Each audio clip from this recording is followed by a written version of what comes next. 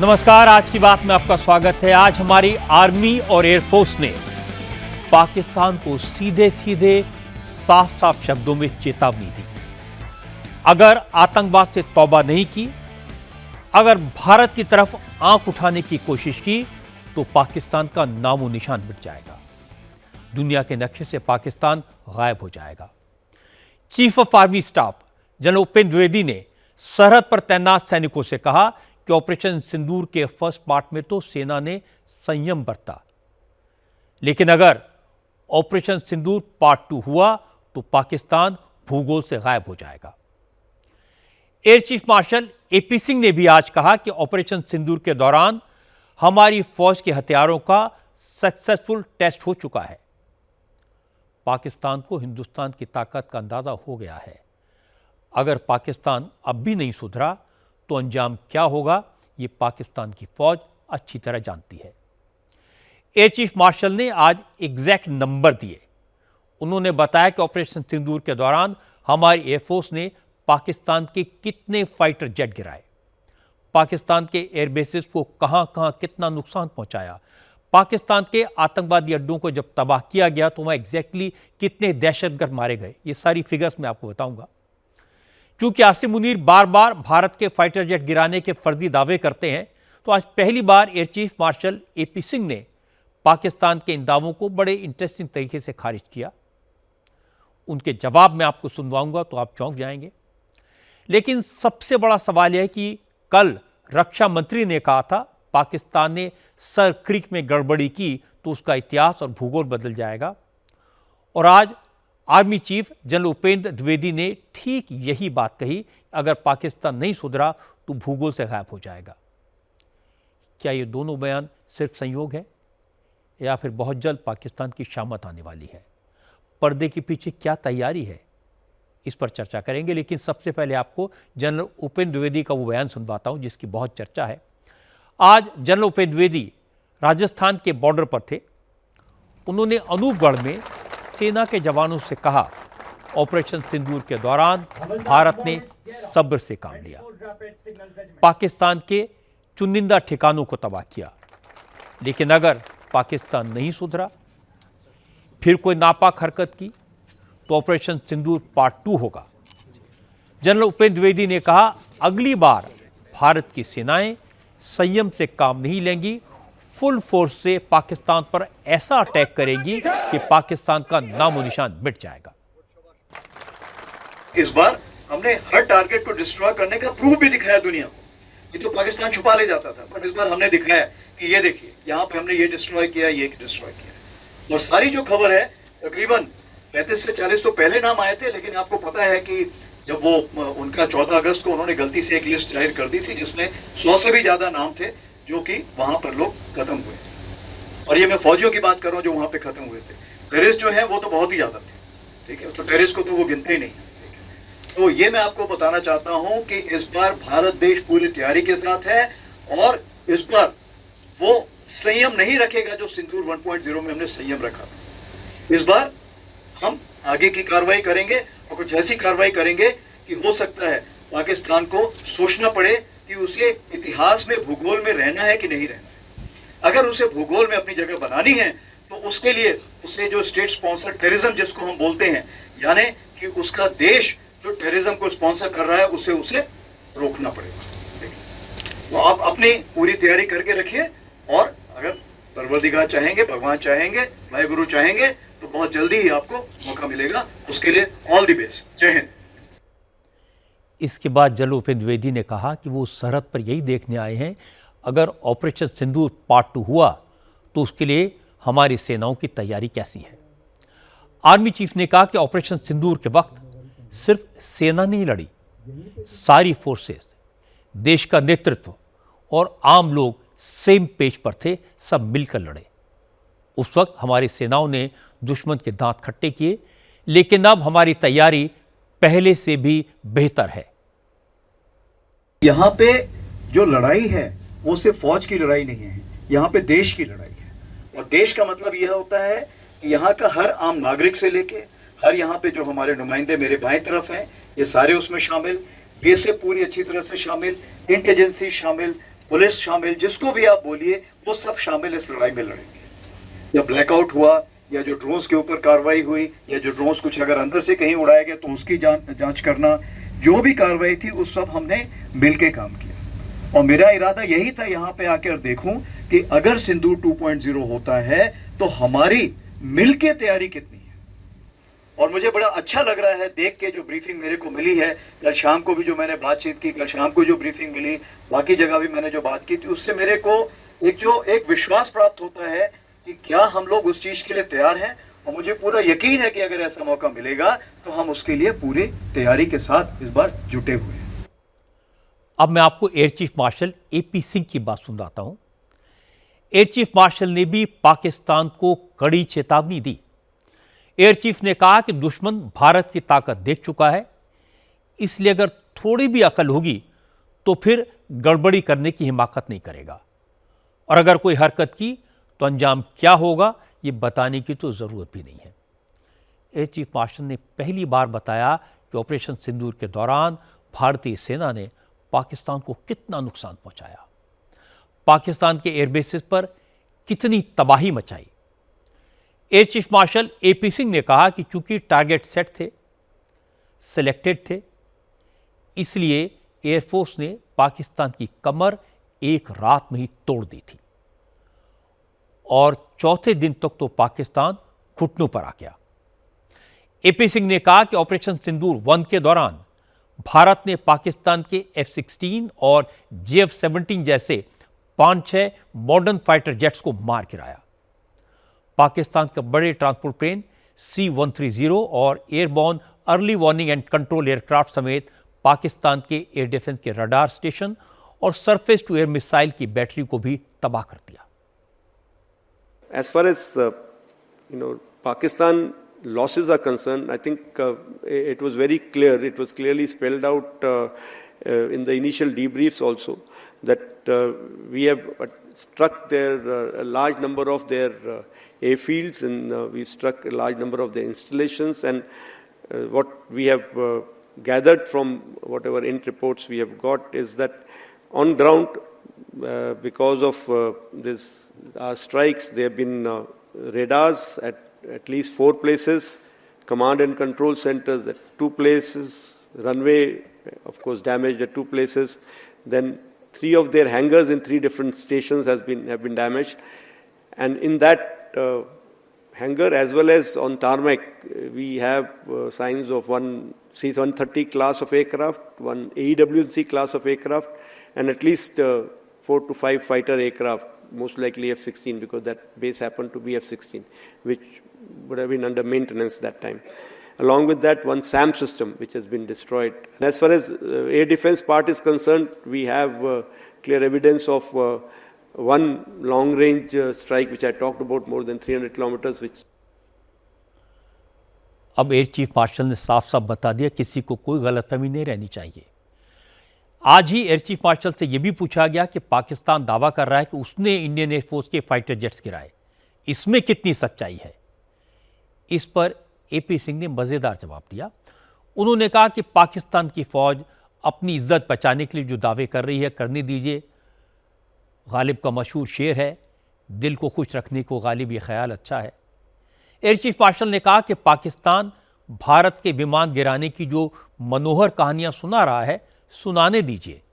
जब ऑपरेशन सिंदूर पार्ट 2 होगा तो पाकिस्तान को पता लग जाएगा हमारे पास कितने फाइटर जेट हैं। क्वेश्चन मेरे से पूछा गया कि उन्होंने कहा हमने इतने जेट गिराए, आपने कुछ नहीं बोला। मैं अभी भी कुछ नहीं बोल रहा हूं उसके बारे में, और ना मैं बोलना चाहूंगा। अगर वो सोचते उन्होंने मेरे 15 जेट गिराए हैं, उनको सोचने दो। I hope they are convinced about it, and they will cater for 15 less aircraft in my inventory when they come to fight again. So why should I talk about it? तो मैं उसके बारे में आज भी कुछ नहीं बोलूंगा कि क्या हुआ, कितना नुकसान हुआ, नहीं हुआ, कैसे हुआ, क्या, कुछ नहीं बताना चाहिए, क्योंकि उनको पता करने दो ना। जैसे हम भी तो कुरेद के निकाल रहे हैं ना, हमने क्या कर पाए हम लोग, तो उनको भी निकालने दो। लेकिन ये बात आपको सब बड़ी क्लियर है कि आपने कोई एक ऐसी पिक्चर देखी है जहां पे हमारे किसी एयरबेस में कुछ गिरा हो, कुछ लगा हो, कोई हैंगर डिस्ट्रॉयड हो, कुछ हो, जो इतनी सारी पिक्चर्स हमने उधर की दिखा दी, वैसे एक भी पिक्चर वो नहीं दिखा पाए हमें।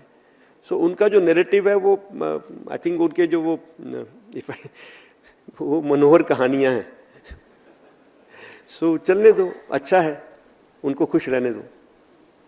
एंड मे बी उनको अपनी पब्लिक को कुछ दिखाना है अपने साख बचाने के लिए, मेरे को कोई उससे फर्क नहीं पड़ता। इसके बाद एयरफोर्स चीफ ने जो कहा उससे साफ है कि हमारी सेना की नज़र पाकिस्तान की एक एक हरकत पर है। एयर चीफ मार्शल ने कहा कि ऑपरेशन सिंदूर के बाद अब पाकिस्तान और उसकी दहशतगर्द तंजीमों ने अपनी स्ट्रेटजी बदल ली है। अब जैश ए मोहम्मद और लश्कर ए तैयबा जैसे आतंकी संगठन पीओके से अपने ठिकाने हटाकर अफगानिस्तान बॉर्डर पर खैबर पख्तूनख्वा में ले जा रहे हैं। अब बड़े बड़े इंफ्रास्ट्रक्चर बनाने के बजाय छोटे छोटे स्ट्रक्चर बनाए जा रहे हैं ताकि सैटेलाइट से उनको आइडेंटिफाई करना मुश्किल हो जाए। एपी सिंह ने कहा कि पाकिस्तान की फौज और वहाँ छुपे आतंकवादी कुछ भी कर लें, कहीं छिप जाएं, लेकिन हिंदुस्तान की फौज की नज़र से बच नहीं पाएंगे। एपी सिंह ने कहा कि ऑपरेशन सिंदूर के दौरान हमने पाकिस्तान में 300 किलोमीटर अंदर तक जाकर हमला किया। अब पाकिस्तान ने गड़बड़ी की तो उसका कोई कोना नहीं बचेगा। ये जो उन्होंने अपने ठिकाने चेंज किया, ऑब्वियसली वो तो एक्सपेक्टेड था कि अगर उनको हम कहीं पे जाके मारेंगे तो उनको अपनी जगह बदलनी पड़ेगी, क्योंकि उनको पता चल गया है कि ये तो एक्सपोज हो गया है। सो हमें भी ऐसी खबर आ रही है कि उनके ठिकाने चेंज हो रहे हैं। एंड ये भी खबर आ रही है अभी वो बड़े बड़े स्ट्रक्चर की जगह शायद छोटे स्ट्रक्चर बनाएंगे, जो भी करेंगे ताकि वो अच्छी तरह मर्ज हो सके। लेकिन अगर इंटेलिजेंस अवेलेबल है तो हमारे पास अब कैपेबिलिटी है कि उनके हम किसी भी ठिकाने में deep inside with absolutely accurate targeting हम उनको उनके ठिकानों को नष्ट कर सकते हैं। सो वो हमारे जो विकल्प हैं वो चेंज नहीं हुए हैं, इसमें हमारे विकल्प वही रहेंगे। आर्मी चीफ और एयर चीफ की बात सुनकर लगता है कि उनके पास खबर है कि पाकिस्तान फिर कुछ गड़बड़ करने वाला है। इसीलिए उन्होंने चेतावनी दी है कि अगर पाकिस्तान ने फिर कोई हिमाकत की तो अब की बार पाकिस्तान का इतिहास और भूगोल बदल दिया जाएगा। कल रक्षा मंत्री राजनाथ सिंह ने भी एग्जैक्टली इन्हीं शब्दों का इस्तेमाल किया था, इसलिए बात और भी पक्की लगती है। एयर चीफ ने यह भी बता दिया कि इंडियन एयरफोर्स की ताकत क्या है, इरादा क्या है। आर्मी चीफ ने अपने जवानों से कहा वो तैयार रहें, उन्हें जल्दी मौका मिलेगा। इसका मतलब समझना मुश्किल नहीं है। कहते हैं कि आजकल के वॉरफेयर में पहली मिसाइल फायर होने से पहले शब्दों के तीर चलाए जाते हैं। जंग में जीत के साथ साथ परसेप्शन की लड़ाई जीतना भी जरूरी होता है। आज आर्मी चीफ और एयर चीफ ने परसेप्शन का पहला ब्रह्मोस फायर कर दिया। पाकिस्तान इसलिए भी मिस एडवेंचर कर सकता है क्योंकि पाकिस्तान के अंदरूनी हालात बहुत खराब हो गए हैं। इसीलिए पाकिस्तान अटेंशन डाइवर्ट करने की कोशिश कर सकता है। पाकिस्तान की आवाम हुकूमत और फौज के खिलाफ सड़कों पर है।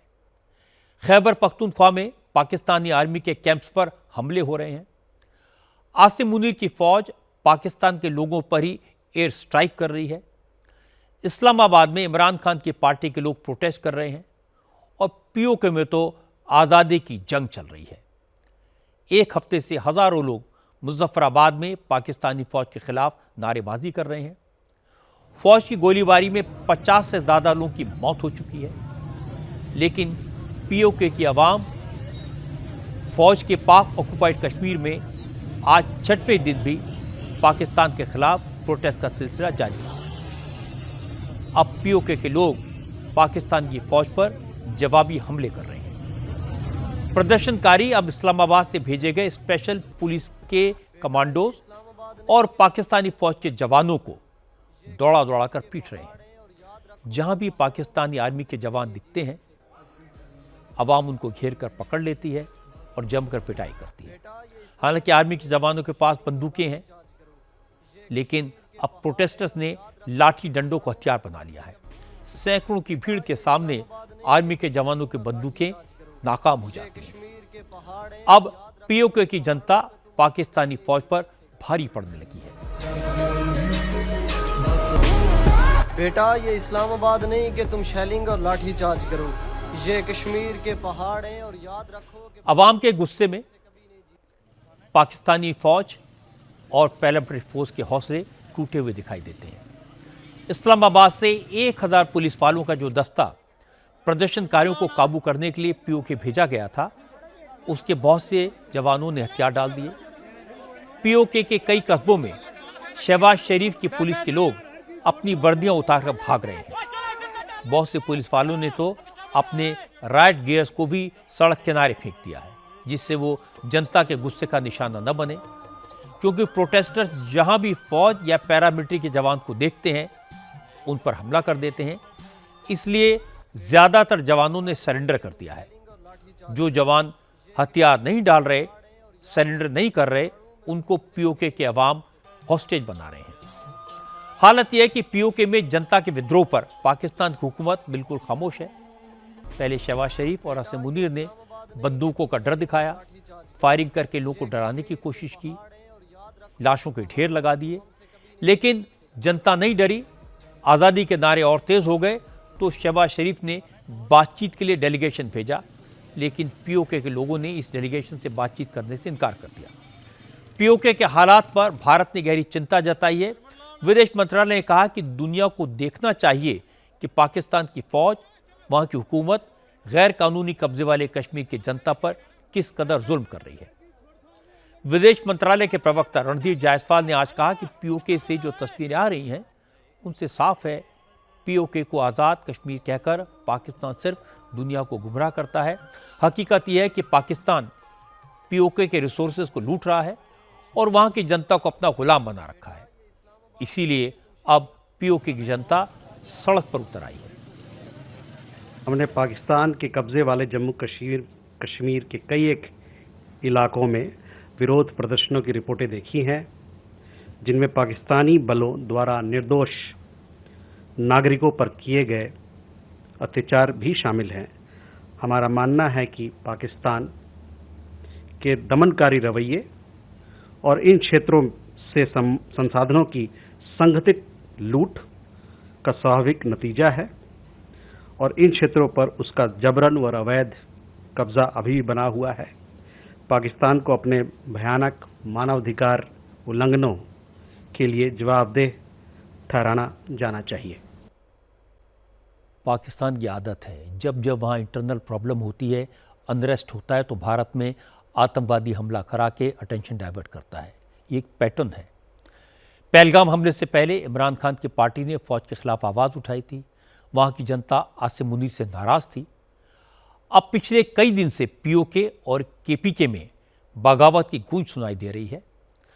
घबराए हुए मुनीर ने पीओके में लाशें बिछा दी। खैबर पख्तूनख्वा में हालात काबू से बाहर हैं। बलूच आंदोलन और उग्र हो गया है, इसलिए वहां की फौज कोई खुराफात कर सकती है। इसीलिए भारत को शक है कि मुनीर की अगली हिमाकत भारत में गड़बड़ करने की हो सकती है। इसकी एक और वजह भी है। मुनीर की हिम्मत इसलिए भी बढ़ी हुई है कि उन्हें अमेरिका से शय मिली है।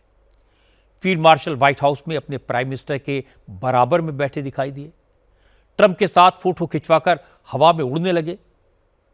इसीलिए भारत के रक्षा मंत्री को क्लियर कट मैसेज देना पड़ा कि ये नया भारत है, न तो हम न्यूक्लियर बम की धमकी से डरते हैं और न ही प्राइम मिनिस्टर मोदी किसी के प्रेशर में आते हैं। इस बार पाकिस्तान ने मिस एडवेंचर किया तो पाकिस्तान का नक्शा बदल दिया जाएगा।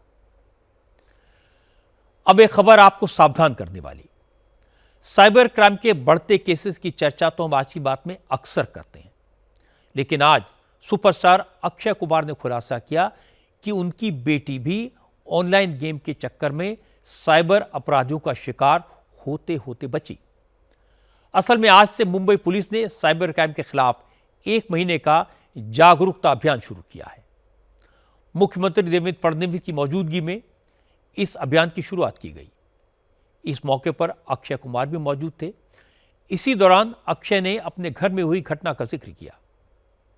उन्होंने बताया कि उनकी 13 साल की बेटी ऑनलाइन वीडियो गेम खेल रही थी। इसी दौरान गेम खेल रहे एक अनजान पार्टनर ने उनकी बेटी से उसकी न्यूड फोटो मांगी। अक्षय कुमार ने कहा उन्होंने बच्चों को इस तरह के अपराधियों के बारे में बताया है। इसीलिए जैसे बेटी से इस तरह की डिमांड की गई तो उसने सिस्टम बंद कर दिया और अपनी मां को सारी बात बताई। लेकिन कुछ बच्चे इस तरह के अपराधियों के चक्कर में फंस जाते हैं, घर में किसी के साथ कोई बात शेयर नहीं करते और फिर साइबर क्रिमिनल्स बच्चों को ब्लैकमेल करते हैं और ये बहुत बड़ी प्रॉब्लम है। इससे कैसे निपटा जाए, इस पर सोचने की जरूरत है। छोटा सा वाक्य आप लोगों को सुनाना चाहता हूं जो मेरे घर पे कुछ महीने पहले घटी थी। मेरी डॉटर एक वीडियो गेम खेल रही थी और तो कुछ वीडियो गेम्स होते हैं जो आप किसी के साथ खेल सकते हो, कोई अननोन स्ट्रेंजर के साथ आप खेल रहे होते हो। आप जब खेल रहे होते हो तो वहां से कभी मैसेज आता है, thank you, oh that was great, you are doing so good, very fantastic, very courteous message. And suddenly the person said, from where are you? And she wrote Mumbai. And then suddenly अपने आप फिर normal चल रहा है सब कुछ, अरे well played, बहुत अच्छा किया, ये है, थैंक यू, बहुत कर्टियस।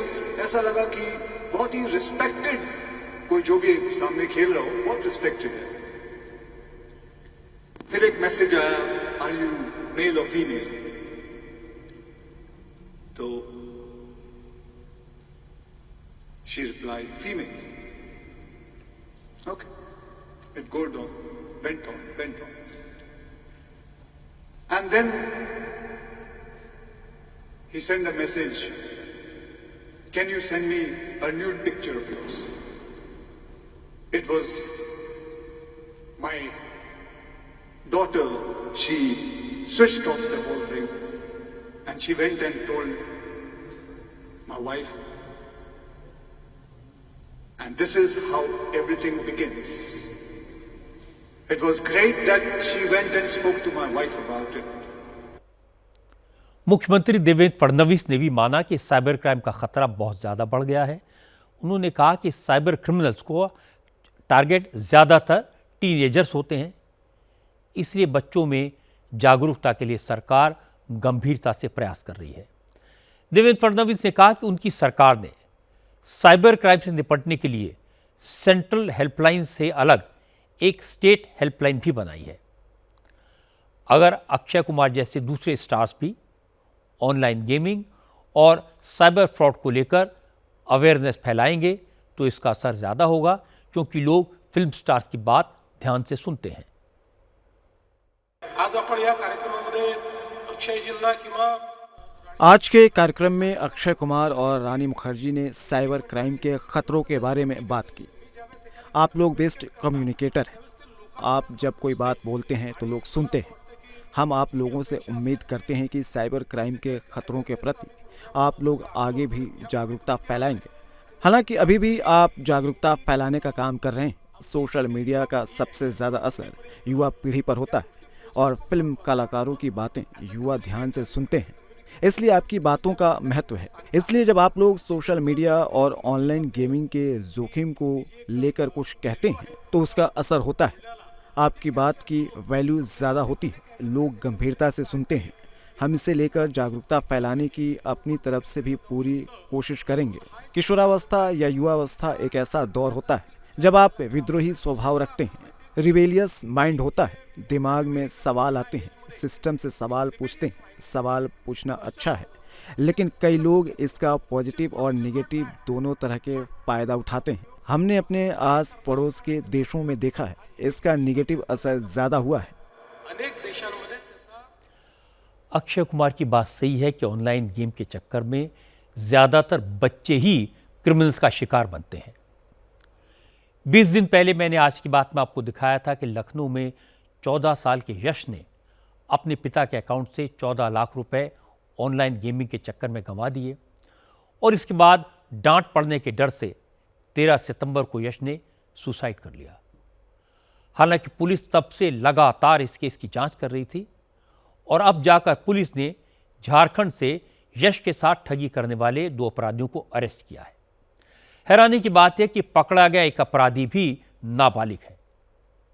पुलिस ने उसके पास से 5 लाख रुपए बरामद किए हैं। लोगों ने जब विवेचना करी तो उनको पता लगा कि लगभग 3.25 लाख रुपए ये गेमिंग ऐप में अपग्रेडेशन के नाम पे इसने पेमेंट कर रखा था।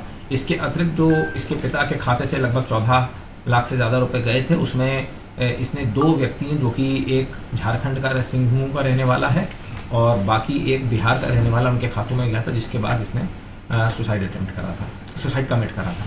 जो संत गुरई नामक व्यक्ति है, ये सिंहभूम झारखंड का रहने वाला है और ये इससे ऑनलाइन गेमिंग के प्लेटफॉर्म पे ही मिला था। इसने इसके साथ अपनी प्रोफाइल आईडी बेचने के नाम पे ठगी करी थी। इसने उससे खाते में लगभग 2.5 लाख रुपए लिया था और उस पैसे को विड्रॉ करके इसने अपने घर का तमाम एसी, फर्नीचर और सुविधाओं की चीज़ें खरीदी थी और उसके बार बार कहने के बाद भी उसको आईडी नहीं बेची थी, जिससे क्षुब्ध होकर इसने सुसाइड कर लिया है। साथ ही साथ एक नाबालिग लड़का जो कि वैशाली बिहार का रहने वाला है, उसने भी लगभग इसके खाते से 5.25 लाख रुपए ट्रांजैक्शन हुआ था।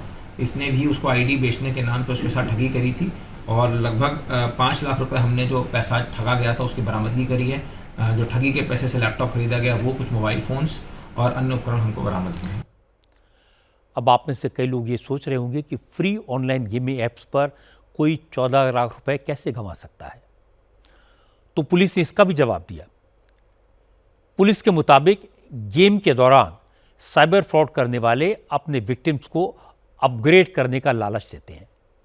उन्हें गेम के लिए लेटेस्ट हथियार मुहैया कराने का दावा भी करते हैं।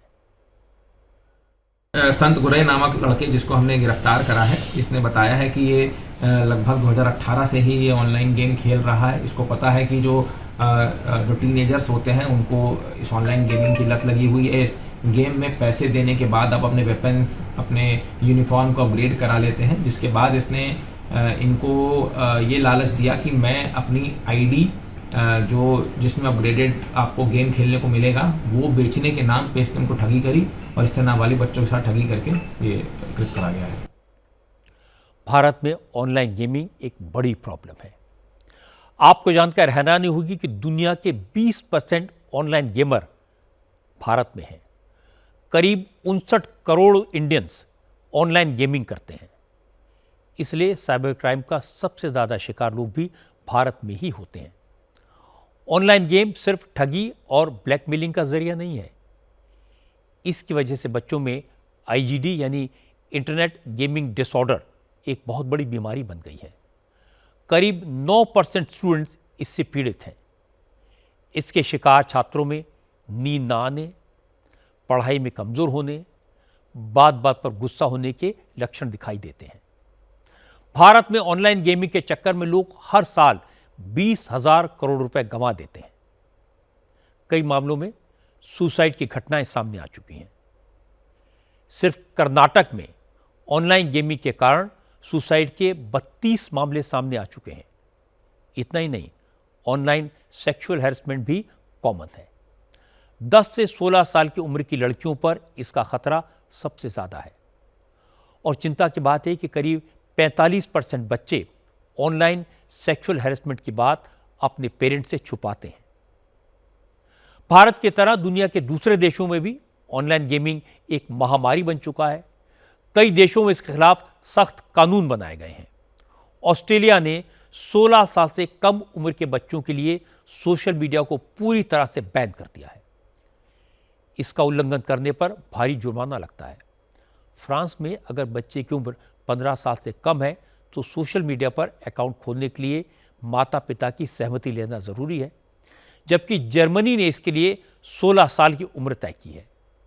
ब्रिटेन में ऑनलाइन सेफ्टी एक्ट के तहत बच्चों की सुरक्षा के लिए सख्त पैमाने बनाए गए हैं। ये कानून इस बात को सुनिश्चित करता है कि ऑनलाइन गेमिंग प्लेटफॉर्म्स बच्चों के लिए सुरक्षित और उनकी उम्र के मुताबिक कंटेंट प्रदान करें और बच्चों की प्राइवेसी का भी ध्यान रखा जाए। चीन में 18 साल से कम उम्र के बच्चे एक हफ्ते में सिर्फ 3 घंटे ऑनलाइन गेम खेल सकते हैं। यूरोपीय यूनियन ने कहा कि 16 साल से कम उम्र के बच्चों के पर्सनल डेटा को प्रोसेस करने के लिए पेरेंट्स की मंजूरी जरूरी होनी चाहिए। हमारे देश में भी ऑनलाइन मनी गेम्स पर पाबंदी लगा दी गई है। 1 अक्टूबर से कानून लागू हो गया है, लेकिन मनी गेम्स के अलावा दूसरे ऑनलाइन गेम्स आज भी चल रहे हैं जिनके जरिए क्राइम होता है। साइबर एक्सपर्ट पवन दुग्गल ने कहा कि ऑनलाइन गेमिंग में सर्विस प्रोवाइडर की जिम्मेदारी भी तय होनी चाहिए, तभी ये कंपनियां कुछ सेफगार्ड बनाएंगी। गेम आपको एक दूसरी पिक्चर बताती है। आपको कहेगी सर बिल्कुल इनॉक्वस सा गेम है, लूडो खेल रहे हैं और चीज़ें जो घर में खेलते हैं वो ऑनलाइन खेल रहे हैं, लेकिन जब आप खेलते हैं तब आपका मस्तिष्क, आपका मन और सारा ध्यान गेम पर आ जाता है। उस टाइम पर ये प्लेटफॉर्म्स हमें सुविधा प्रदान करते हैं कि हम अपने को कॉम्पिटिटर को साथी के साथ चैटिंग कर सकते हैं। अब हमारा दिमाग क्योंकि गेम पर लगा रहता है, हम भूल जाते हैं कि हम चैटिंग किससे कर रहे हैं। क्या वो लड़का है, क्या वो लड़की है, बुजुर्ग है, वृद्ध है, नहीं पता। हाँ, आपको लगता है मेरा सहपाठी है, सहकर्मी है और इसलिए मेरे साथ मैं जो बात करना चाहूँ कर सकता हूँ। हो सकता है आप 15 साल के बच्चे के साथ बात कर रहे हैं, एक्चुअली हो सकता है 60 साल का कोई बड़ा बुजुर्ग बंदा वेट कर रहा है कि आपको पीडीफुल एक्टिविटी में आप उस जाल में फंसा सके और आपको प्रलोभन देकर आपको गुमराह कर सके। अभी तो फिलहाल जो कानून बना है उसने केवल ऑनलाइन मनी गेम को टारगेट किया है, उसने एनोनिमिटी रिलेटेड इश्यूज पर बात नहीं करी है। आज सबसे बड़ी खतरा यही है कि आज का जो युवा है उसको एनोनिमिटी के पर्दे से पीछे से टारगेट किया जा रहा है। मुझे लगता है ऑनलाइन गेमिंग इकोसिस्टम में ऑनलाइन जो गेमिंग सर्विस प्रोवाइडर हैं उनकी जिम्मेवारी को और परिभाषित करना पड़ेगा, उन्हें इंश्योर करना पड़ेगा ताकि वो उनके प्लेटफॉर्म पर इस तरह की गतिविधियां ना हो। मेरा मानना है कि ऑनलाइन गेम्स के खिलाफ कानून बनना चाहिए, लेकिन कानून बनने से प्रॉब्लम खत्म हो जाएगी, साइबर क्राइम बंद हो जाएगा, इसकी उम्मीद नहीं करनी चाहिए। इस तरह के अपराधों को रोकने का एक ही उपाय है, जागरूकता और बच्चों का पेरेंट्स पर भरोसा कि वो अपनी हर बात माता पिता के साथ शेयर कर सकें। अक्षय कुमार की बेटी समझदार है, वो ट्रैप में नहीं फंसी, उसने अपने पेरेंट्स को इन्फॉर्म किया, माँ से सारी बात की। लेकिन सारे बच्चे ऐसे नहीं होते। ऑनलाइन गेमिंग के 2 एस्पेक्ट हैं।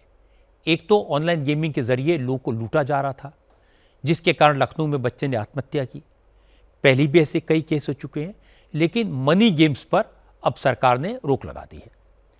लेकिन गेमिंग के बहाने लड़कियों को जाल में फंसाने का सिलसिला जारी है। इससे बचने के लिए बच्चों के साथ साथ पेरेंट्स को भी जागरूक रहने की जरूरत है।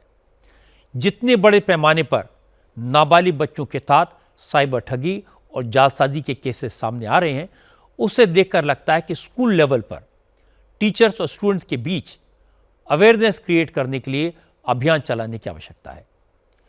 मीडिया की भी एक बड़ी जिम्मेदारी है कि ऐसे केसेस को एक्सपोज करे और बार बार लोगों को जानकारी दे कि साइबर क्राइम से कैसे बचा जा सकता है।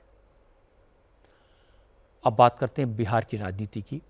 चुनाव से पहले आज नीतीश कुमार की कैबिनेट की आखिरी मीटिंग हुई और इसमें मुख्यमंत्री नीतीश कुमार ने जनता के लिए तोहफों की बरसात कर दी। कैबिनेट मीटिंग में अलग अलग विभागों के 129 प्रपोजल्स पर मोहर लगा दी। दिवाली और छठ से पहले नीतीश कुमार ने राज्य के सरकारी कर्मचारियों और पेंशनर्स का महंगाई भत्ता 3% बढ़ा दिया। पहली कक्षा से 10वीं क्लास तक के गरीब बच्चों की स्कॉलरशिप को डबल कर दिया। बिहार सरकार उन वकीलों को जिनका रजिस्ट्रेशन 1 जनवरी 2024 के बाद हुआ है, 3 साल तक हर महीने 5,000 रुपए देगी। बिहार में जो ग्रेजुएट बेरोजगार हैं, उन्हें 2 साल तक हर महीने 1,000 रुपए मिलेंगे। महादलितों और माइनॉरिटीज के स्कूलों के शिक्षा सेवकों और तालीमी मरकजों, मदरसों के टीचर्स की सैलरी भी 3 गुना बढ़ाने का ऐलान किया गया। इसके अलावा नीतीश कुमार ने किसानों, व्यापारियों के लिए भी कई फैसले किए। कैबिनेट की मीटिंग से पहले नीतीश कुमार ने एक और काम किया। महिला रोजगार स्कीम की एक और किस्त जारी कर दी। 25 लाख महिलाओं के खाते में 10-10 हजार रुपए ट्रांसफर कर दिए। इससे पहले प्रधानमंत्री मोदी ने 75 लाख महिलाओं को 10-10 हजार रुपए दिए थे। इस योजना के तहत अब तक 1 करोड़ महिलाओं के खातों में 10-10 हजार रुपए ट्रांसफर किए जा चुके हैं। आज नीतीश कुमार ने कहा उन्होंने महिलाओं के खाते में जो पैसा भेजा है उससे महिलाओं का कारोबार बढ़ेगा। इसके बाद सरकार इन महिलाओं को 2-2 लाख रुपए की मदद और करेगी। इसके बाद नीतीश ने अपने काम की बात कही। कहा उनकी सरकार ने महिलाओं का ख्याल रखा है, उन्हें उम्मीद है कि चुनाव में महिलाएं उनका ख्याल रखेंगी। पहले कोई महिला को देखता थी जो अभी इधर उधर करते रहता है। अब बीच में वो गलती हुआ था कि हम ही लोगों के पटिया वाला 2 बार कर लिया था और उसके बाद तो हम हटाए। अब आप बताइए कि कोई मतलब है कि 2-4 आदमी इधर उधर कुछ कर दिया फिर हमने कैसा काय करना, तो हम लोगों ने कह दिया कि फिर बाएं दाएं कुछ नहीं करना, यही करिए जो पहले से किए हुए हैं उसी में, तो इसीलिए हो रहा है। लेकिन अब हम लोगों को केंद्र का भी सहयोग मिल रहा है। आप जानते हैं बिहार कितना आगे बढ़ रहा है, कितना ज्यादा बढ़ रहा है, तो बढ़ रहा है तो इसीलिए अब हमको तो लगता है कि अब इस बार तो चुनाव होने वाला है, तो यहाँ ध्यान दीजिएगा चुनाव में। बिहार में आजकल उपहार की बहार है। नीतीश कुमार ने आज फिर कैबिनेट मीटिंग के बाद बिहार के लोगों के लिए जो योजनाएं अनाउंस की वो सुनकर उनके विरोधी फिर चकरा गए। किसी को समझ नहीं आ रहा कि रोज रोज इनको काउंटर करें तो कैसे करें। कल प्रधानमंत्री मोदी यूथ के लिए 62,000 करोड़ रुपए की इनिशिएटिव्स की शुरुआत करेंगे। स्किल और एम्प्लॉयमेंट से जुड़ी योजनाओं में 60,000 करोड़ रुपए का इन्वेस्टमेंट होगा। पहले फेज में इन योजनाओं का स्पेशल फोकस पटना और दरभंगा की ITIs पर होगा।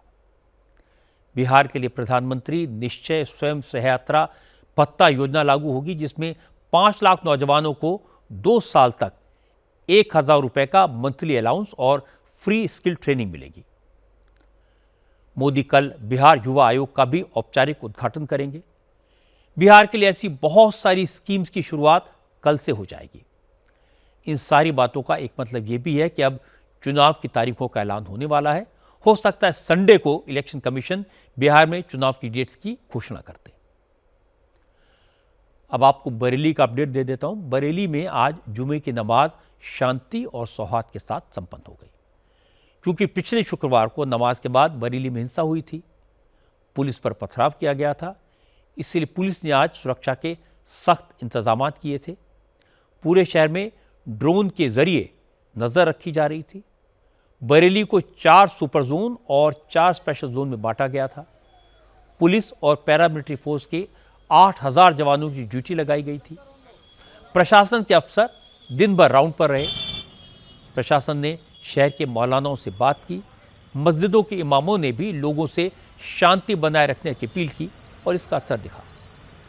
क्योंकि पिछले शुक्रवार को 9 महिला की मस्जिद के बाहर नमाज के बाद हंगामा शुरू हुआ था, इसलिए आज इस मस्जिद के आसपास सुरक्षा का घेरा काफ़ी सख्त था। इस कारण 9 महिला मस्जिद में आज आम दिनों की तुलना में कम लोग गए। मस्जिद के खादिम मोहम्मद सूफी वसीम साबरी ने कहा, इस मस्जिद में आसपास के दुकानदार नमाज पढ़ने आते हैं। फिलहाल मार्केट बंद है, इसलिए आज कम लोग नमाज पढ़ने पहुंचे। मौलाना ने कहा कि लोगों में कोई डर नहीं है, क्योंकि पुलिस उन्हीं लोगों के खिलाफ एक्शन ले रही है जिन्होंने शहर का माहौल बिगाड़ा। जुम्मे की नमाज हुई और नमाज के बाद इमाम साहब ने शांति अमन के लिए शहर की दुआ करी गई। इसमें 1800 लोग नमाज पढ़ते थे। आज बाजार बंद होने के लिए, बाजार बंद, मार्केट बंद है, इसलिए लोग 200-250 हैं। मार्केट खुली होती तो पूरे होते। नहीं, डर नहीं है, सुकून अमन का माहौल है। 26 तारीख की जो हुई वो हमारे यहाँ से तो मस्जिद में आने को कहा था मौलाना साहब ने, मगर वो यहाँ नहीं आए। हमारे यहाँ के नमाजी शांति से निकल चुके थे और करुलान की मस्जिद पे जो पथराव हुआ उधर हुआ था, इधर कुछ नहीं, शांति बनी रही। पुलिस की कार्रवाई जो हिंसा जिन्होंने बनाई है और जो दोषी हैं उनको गिरफ्तार करा जाए। तौकीर साहब की गिरफ्तारी को लेकर कैसे देखते हैं? अब ये तो गवर्नमेंट देख सकती है कि अगर वो हैं तो उनको देखा जाएगा, यानी कि अगर कुछ गलत किया है तो गिरफ्तारी सही जी। 9 महिला मस्जिद में आए नमाजियों की ने भी ये कहा कि आम मुसलमान को किसी बात का डर नहीं है, किसी को बेवजह परेशान नहीं किया जा रहा।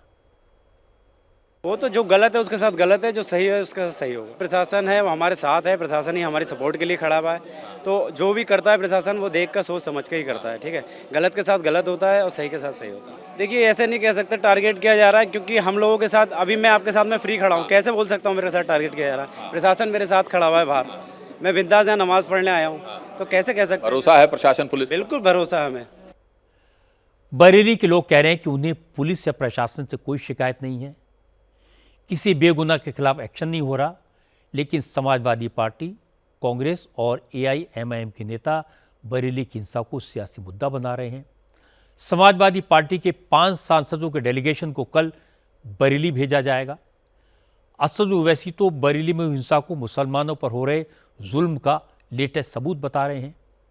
ओवैसी ने कहा कि देश में आई लव मोदी कहने वालों पर फूल बरसाए जाते हैं, लेकिन आई लव मोहम्मद कहने वालों पर लाठियां बरसाई जाती हैं। ये मुसलमानों पर जुल्म नहीं तो और क्या है, और मुसलमान ये कब तक सहेंगे? इस देश में आई लव मोदी बोल सकते, बट आई लव मोहम्मद सल्लल्लाहु अलैहि वसल्लम नहीं बोल सकते। कहां लाके जाएंगे इस मुल्क को आप? आई लव मोदी बोलो, कोई इतराज नहीं, पोस्टर लगाओ, खुश हो जाएंगे। मीडिया के लोग 10 आके बोलेंगे, और एक 10 बुरखा पोश खवातीन को रखो, एक 3-4 को रखो, दाढ़ी टोपी, देखो ये लोग लेके चल रहे। मगर अगर वही लोग आई लव मोहम्मद सल्लल्लाहु अलैहि वसल्लम बोले, नहीं नहीं नहीं ये ठीक नहीं। क्या करना चाह रहे आप इस देश का? अगर मैं मुसलमान हूं तो मोहम्मद सल्लल्लाहु अलैहि वसल्लम की वजह से मुसलमान हूं मैं, कुछ है ही नहीं उससे आगे और पीछे, कुछ भी नहीं है। वो बोले जन्नत, मैं बोला है। वो बोले जहन्नम, मैं बोला है। वो बोले कुरान अल्लाह का कलाम मुझ पे उतरा, हम बोले आमीन, हम मानते हैं उसको। अब आप बोल रहे ये भी नहीं। क्या करना चाहते हैं आप? 17 करोड़ की जनता भारत में रहती है जो मुल्क की आजादी में हिस्सा लिए थे। ये यकीनन हम बोलेंगे कि तशद्दुद नहीं होना चाहिए, वायलेंस के हम कंडेम करते, मगर आपका प्रधानमंत्री आपका पोस्टर लगाएंगे तो खुश, और मैं अपने नबी का, रसूल का पोस्टर लगाऊंगा तो क्या कर रहे? ओवैसी की बात सही है कि आई लव मोहम्मद कहने पर किसी को एतराज नहीं होना चाहिए। मुसलमानों को अपनी नबी से मोहब्बत का इजहार करने का पूरा हक है। एतराज तब होता है जब आई लव मोहम्मद के नाम पर कुछ लोग भीड़ इकट्ठा कर लेते हैं, नारे लगाते हैं, शो ऑफ स्ट्रेंथ किया जाता है। ओवैसी को मुसलमानों को वही बात समझानी चाहिए जो बात मोहन भागवत ने हिंदुओं को समझाई। मोहन भागवत ने जो कहा उसका भाव ये था कि किसी को भी भीड़ का इस्तेमाल दूसरों को डराने, धमकाने और चिढ़ाने के लिए नहीं करना चाहिए, हिंदू हो या मुसलमान। ये बात दोनों तरफ लागू होनी चाहिए। जब दोनों पक्ष ये करने को राजी हो जाएंगे तभी टकराव खत्म होगा। रूस के प्रेसिडेंट व्लादिमीर पुतिन ने आज कहा कि उन्हें पूरा यकीन है कि भारत अमेरिका की धमकियों के सामने कभी नहीं झुकेगा। ट्रंप के प्रेशर में भारत रूस से तेल खरीदना बंद नहीं करेगा, क्योंकि प्रधानमंत्री नरेंद्र मोदी देश इससे कभी समझौता नहीं करेंगे। रूस के सोची शहर में एक थिंक टैंक के प्रोग्राम में पुतिन ने कहा कि भारत एक स्वाभिमानी देश है और प्रधानमंत्री मोदी बहुत समझदार नेता हैं, वो अमेरिका की धमकियों को बर्दाश्त नहीं करेंगे। अगर भारत हमसे तेल और गैस खरीदना बंद करता है तो उन्हें नुकसान होगा। अगर वो हमसे तेल और गैस खरीदना बंद करते हैं तो उनकी इकॉनमी को 9 से 10 बिलियन डॉलर का झटका लगेगा। वहीं अगर भारत हमसे एनर्जी प्रोडक्ट खरीदना जारी रखता है तो उन पर हाई टैरिफ लगाया जाएगा। इससे भी भारत को झटका लगेगा। ये नुकसान भी उतना ही होगा, यानी करीब 9 से 10 बिलियन डॉलर का। अब सवाल यह है कि जब एक तरफ कुआं और दूसरी तरफ खाई होगी तो भारत घरेलू सियासी नुकसान की कीमत पर हमसे तेल खरीदना क्यों बंद करेगा? ऐसे में अब भारत की जनता ये देख रही है कि उनकी सियासी लीडरशिप क्या फैसला लेती है। भारत कभी भी किसी के आगे नहीं झुका है। भारत की लीडरशिप कभी भी अपमान को बर्दाश्त नहीं करेगी, और मैं प्रधानमंत्री मोदी को भी जानता हूं, वो इस तरह का कोई कदम कभी नहीं उठाएंगे। इसलिए इकॉनमी के लिहाज से ये सवाल ही बेकार है। प्रधानमंत्री मोदी बहुत ही अक्लमंद और समझदार नेता हैं। वो अपने देश के हितों के लिए बहुत सजग रहते हैं और भारत में ये बात सबको पता है। इसलिए अब हमारी प्रायोरिटी $64 बिलियन का बाइलैटरल ट्रेड करना है और ऐसा ट्रेड रिलेशन डेवलप करना है जो दोनों देशों के लिए फायदेमंद हो। पुतिन ने कहा कि भारत और रूस के रिश्ते बहुत पुराने हैं। दोनों देशों का आपसी विश्वास किसी के प्रेशर में कम होने वाला नहीं है। पुतिन ने कहा वो दिसंबर में भारत के दौरे पर जाने वाले हैं। उन्हें अपने दोस्त मोदी से मिलने का बेसब्री से इंतजार है। सोवियत संघ के समय से ही भारत के साथ हमारे संबंध विशेष प्रकृति के रहे हैं और उन दिनों से जब भारतीय लोगों ने अपनी स्वतंत्रता के लिए संघर्ष किया, भारत इसे जानता है, याद रखता है और इसकी सराहना करता है। और हम इस तथ्य की सराहना करते हैं कि भारत इसे कभी नहीं भूलता और इसलिए हमारे संबंध विकसित हो रहे हैं। मेरा मानना है कि हम इस विशिष्ट रणनीतिक विशेषाधिकार प्राप्त साझेदारी की घोषणा के 15 वर्ष पूरे होने का जश्न मनाएंगे और भारत और रूस के बीच कभी भी अंतर्राज्यीय प्रकृति का कोई मुद्दा या मतभेद नहीं रहा। यहाँ रूस में हमारे बहुत सारे छात्र हैं। हमें भारतीय सिनेमा बहुत पसंद है। मैं इसके बारे में पहले ही बोल चुका हूँ। ये शायद दुनिया का एकमात्र देश है जहाँ भारत के अलावा एक अलग चैनल है जो दिन रात भारतीय फिल्में प्रसारित करता है। प्रेसिडेंट पुतिन की ये बात बिल्कुल सही है कि नरेंद्र मोदी न तो किसी के प्रेशर में आएंगे और न कभी राष्ट्र हित से कोई समझौता करेंगे। ये मोदी का डीएनए है, ये मोदी की ट्रेनिंग है, ये मोदी का संकल्प है। और पिछले दिनों हमने देखा है कि प्रेसिडेंट ट्रंप ने हर तरीके से धमकाया, कई बार मिस इन्फॉर्मेशन का भी सहारा लिया, लेकिन नरेंद्र मोदी न झुके न डरे और न ही उन्होंने संयम खोया। प्रेसिडेंट ट्रंप के बारे में कोई ऐसी बात नहीं की जो शालीनता के खिलाफ हो। यही बात भारत के प्रधानमंत्री को दुनिया के दूसरे नेताओं से अलग बनाती है। प्रेसिडेंट ट्रंप कई बार दावा कर चुके हैं कि उन्होंने 7 बड़े युद्ध रुकवाए, इसीलिए उन्हें नोबेल पीस प्राइज मिलना चाहिए। इसी चक्कर में प्रेसिडेंट ट्रंप ने यह भी कह दिया था कि उन्होंने अल्बानिया और अजरबैजान के बीच युद्ध को खत्म करवाया, इन देशों में पीस डील करवाई। अब हकीकत यह है कि अल्बानिया और अजरबैजान के बीच कभी कोई वॉर हुई ही नहीं, इसलिए इस बात का मजाक उड़ाया गया। आज डेनमार्क की राजधानी कोपेनहेगन में यूरोपियन लीडर्स की मीटिंग हो रही थी। मीटिंग के दौरान जब अल्बानिया के प्रधानमंत्री एदी रामा, फ्रांस के प्रेसिडेंट मैक्रों और अजरबैजान के राष्ट्रपति इल्हाम अलीयेव की मुलाकात हुई, तो अजरबैजान के प्रेसिडेंट ने मजाक के अंदाज में मैक्रों से शिकायत की। कहा उन्होंने अल्बानिया और अजरबैजान में युद्ध विराम होने की मुबारकबाद क्यों नहीं दी। प्रेसिडेंट ट्रंप ने तो दोनों देशों के बीच सीज फायर का ऐलान कर दिया। इस पर मैक्रों ने हंसते हुए अल्बानिया के प्रधानमंत्री एदी रामा से माफी मांगी। to us because you didn't congratulate us for the peace deal that President Trump made between Albania and Azerbaijan. I'm sorry for that, guys. Yeah. But So, and you worked very hard. 8 months. You worked very hard. We had 500.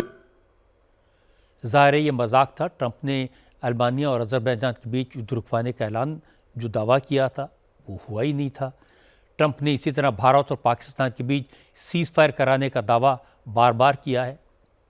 वैसे चर्चा है कि president Trump और prime minister Modi के बीच इस महीने के आखिर में मलेशिया में मुलाकात हो सकती है। मलेशिया में 26 से 28 अक्टूबर के दौरान आसियान और ईस्ट एशिया समिट होने वाली है। आज जब विदेश मंत्रालय से प्रेसिडेंट ट्रंप और प्राइम मिनिस्टर मोदी की मुलाकात के बारे में पूछा गया तो विदेश मंत्रालय के प्रवक्ता ने कहा कि अभी आसियान समिट में काफ़ी टाइम है, इसलिए ट्रंप के साथ प्राइम मिनिस्टर की मीटिंग पर कोई फैसला नहीं हुआ है। आखिर में एक नज़र कल की बड़ी खबरों पर। प्रधानमंत्री नरेंद्र मोदी बिहार के नौजवानों से संवाद करेंगे। इस दौरान युवाओं के लिए 62,000 करोड़ रुपए की योजनाओं का ऐलान किया जाएगा। कल पटना में मुख्य चुनाव आयुक्त सभी राजनीतिक दलों के नेताओं के साथ मीटिंग करेंगे। अमित शाह कल छत्तीसगढ़ के दौरे पर रहेंगे। वो बस्तर दशहरा महोत्सव में शामिल होंगे। समाजवादी पार्टी का एक डेलीगेशन कल बरेली जाएगा। माता प्रसाद पांडे इस डेलीगेशन की अगुवाई करेंगे। आज की बात में इतना ही।